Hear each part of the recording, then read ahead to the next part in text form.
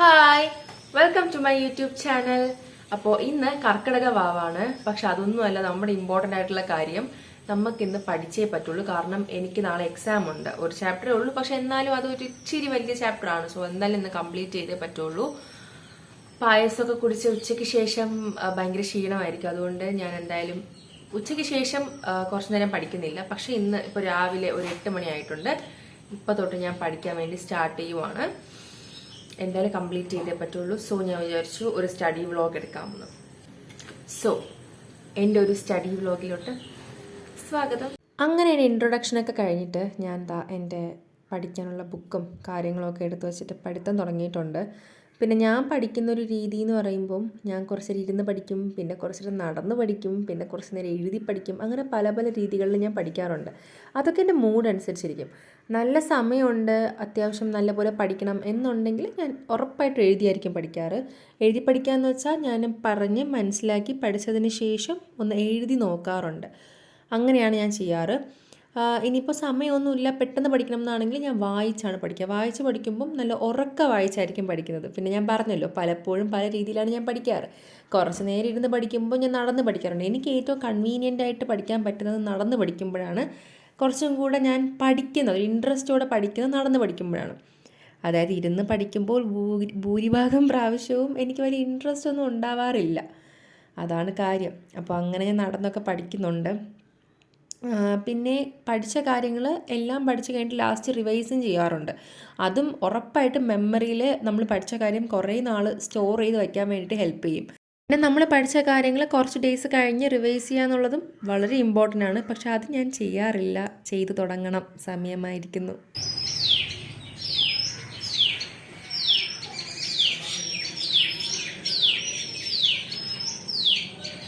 ഞാൻ പറഞ്ഞില്ലേ, കർക്കിടക വാവായതുകൊണ്ട് തന്നെ ഇന്ന് ഉച്ചയ്ക്ക് നല്ല അടിപൊളി സദ്യയൊക്കെ ഉണ്ട്. ഞാനൊരു സദ്യ ഫാൻ അല്ല.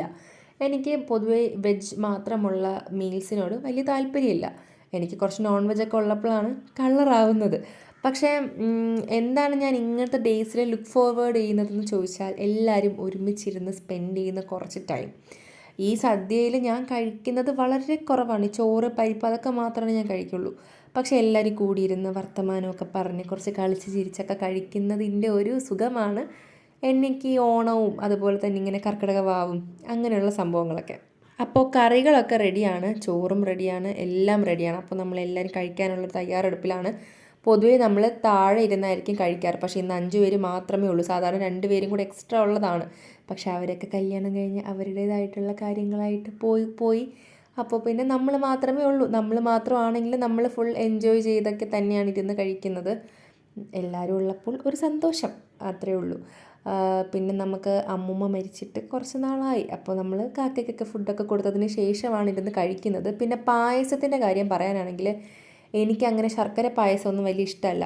എനിക്കും മാമനും പാൽപ്പായസമാണ് ഇഷ്ടം. അതുകൊണ്ട് തന്നെ പാൽപ്പായസമാണെന്നുള്ളത്.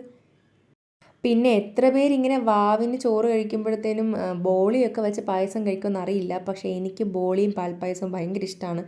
അതുകൊണ്ട് തന്നെ ഇന്ന് സ്പെഷ്യലായിട്ട് ബോളിയും ഉണ്ടായിരുന്നു. എന്താണെന്നറിയില്ല, 2 പേരുണ്ടെങ്കിലും ഏതെങ്കിലും ഒരു വീട്ടിലായിരിക്കും ഫുള്ള് സദ്യ പ്രിപ്പയർ ചെയ്യുന്നത്. അവിടെ ഇരുന്നായിരിക്കും കഴിക്കുന്നത്. തറയിലിരുന്ന് ചേട്ടനുണ്ടായിരിക്കും, ചേച്ചി ഉണ്ടായിരിക്കും, മാമൻ, അമ്മായി, അച്ഛനമ്മ, ഞാൻ. അതൊക്കെ ഒരു കാലം. പക്ഷേ എന്നാലും എത്ര ഓണം കഴിഞ്ഞാലും എത്ര ഇതുപോലത്തെ ഫെസ്റ്റിവൽസ് കഴിഞ്ഞാലും മൈൻഡിൽ ഫീഡായിട്ടുള്ളത് അന്നത്തെ മെമ്മറിയാണ്. എന്തായാലും എല്ലാവർക്കും ഒരു ഹാപ്പി ഡേ ആവട്ടെ. അതുപോലെ തന്നെ thank you for watching. Keep supporting me.